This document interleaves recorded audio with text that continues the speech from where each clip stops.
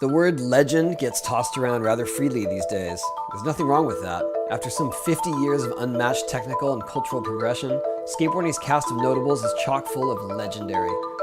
However, in the case of Ray Barbee, legend should be in flashing lights and in all caps. Here's why.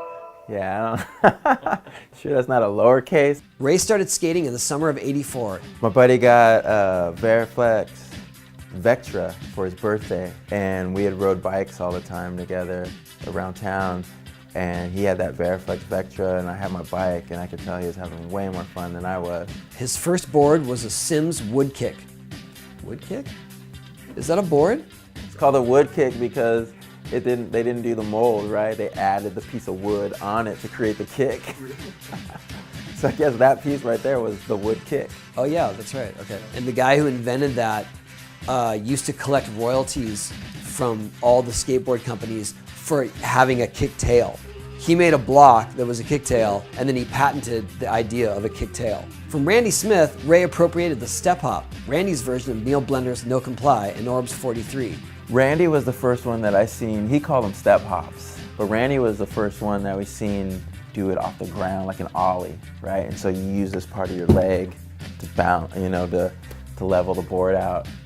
We were just like, dude, we want to learn that. In 1986, Ray won the first contest he entered without a sponsor. He then got on Alva before switching to GNS.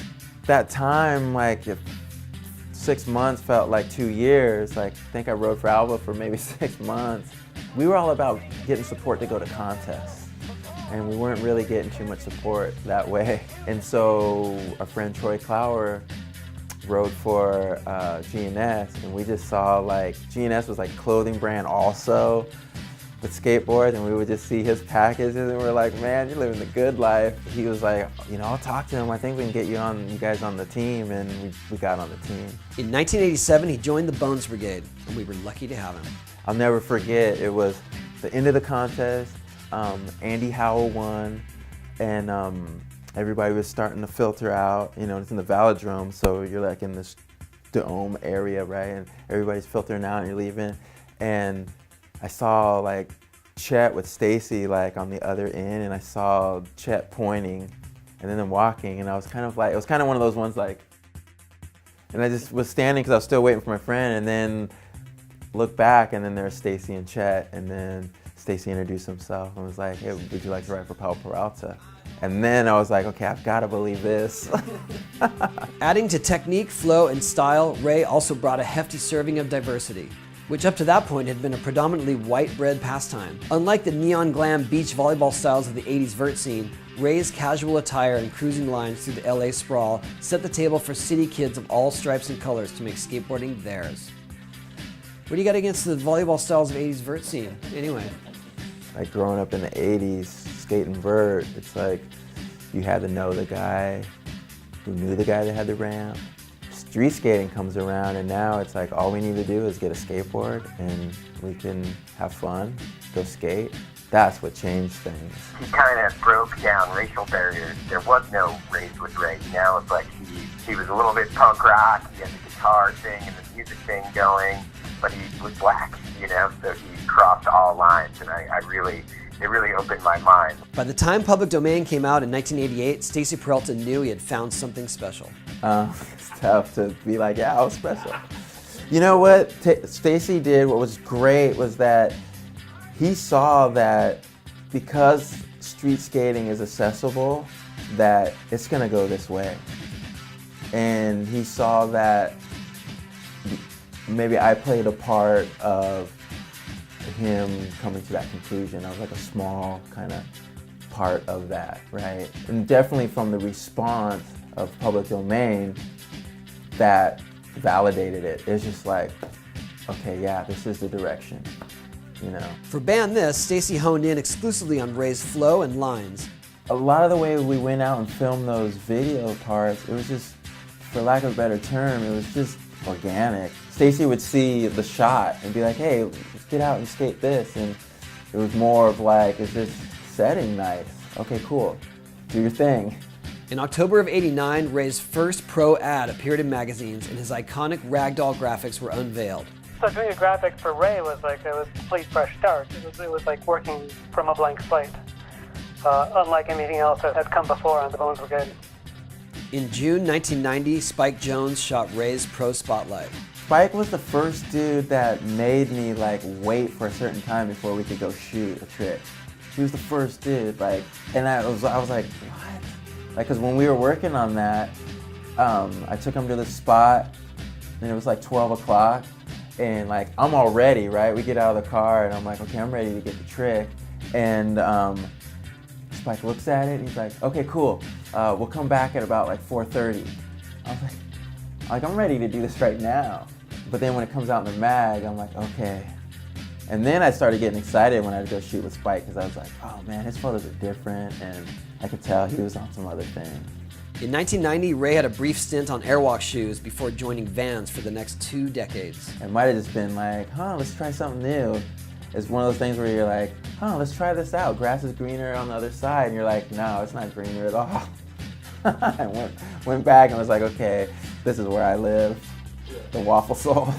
In 1991, Ray followed Lance Mountain, leaving Pal Peralta to help start the firm. Once Stacy left, there was this sense of like, captain's gone, who's steering the ship? We were just kind of still, I was kind of like, what's going on? And Powell had talked about having Lance head up a sub-company within Powell. That made the most sense. Lance was like, I'm gonna do this, you wanna be a part of it? And I was like, please. Lance realizing like, you know what, no matter what, it's not gonna be my company. I'm still gonna have to answer to George. I'm gonna do this on my own. I was like, even better. Like, it was scary, because it's like, lose that paycheck and get into something that you don't, you know?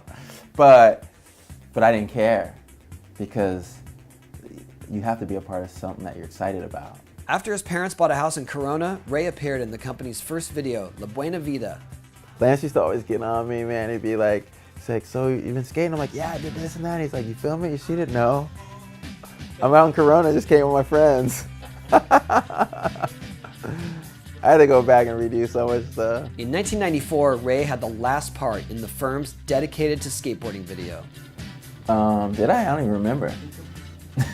For Ray's 411 profile section in 95, Barbee played guitar and sang his own song. Power Lines marked the beginning of a more public stage of his musical interests. By that time of the 411 profiles, like I had been playing in bands and stuff, and so I always had the idea of like, oh man, I'm gonna write a song for my own part or whatever, do your own music kind of thing.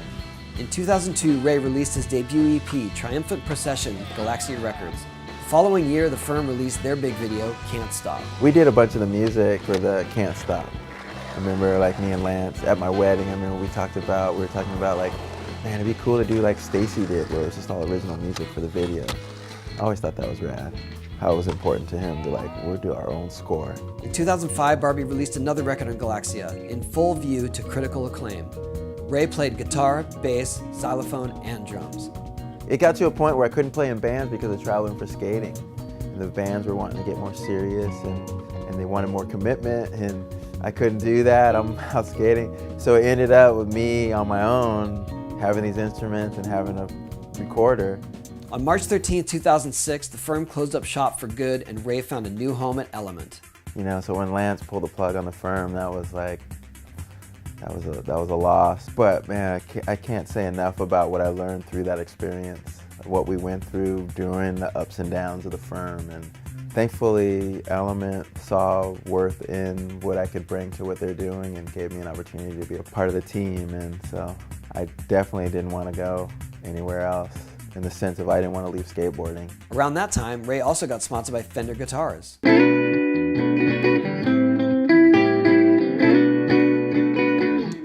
By 2012, almost 3 decades since he repurposed it from Randy Smith, Ray's Step Hop became the hottest new trick since the Ollie. Kevin Turbining, Jake Johnson, and Pontus Al lead the charge. That's what skateboarders do. Get sparked off by an idea and then you run with it. And I think that's what I appreciate the most about skateboarding, is it doesn't just emulate, like it creates something from it, like use it as a launch pad to go somewhere else. Stefan Janowski, I remember on his feed, just a 180 step hop on a quarter pipe was probably the most amazing one I've ever seen. In 2015, Vans released their first ever video, Propeller. That was a tough one for me because I got hurt, and so it's kind of bittersweet in the sense of like, man, I wanted to get more, but it is what it is. Nature skateboarding. Ray Barbee believes every young skateboarder should know 3 things.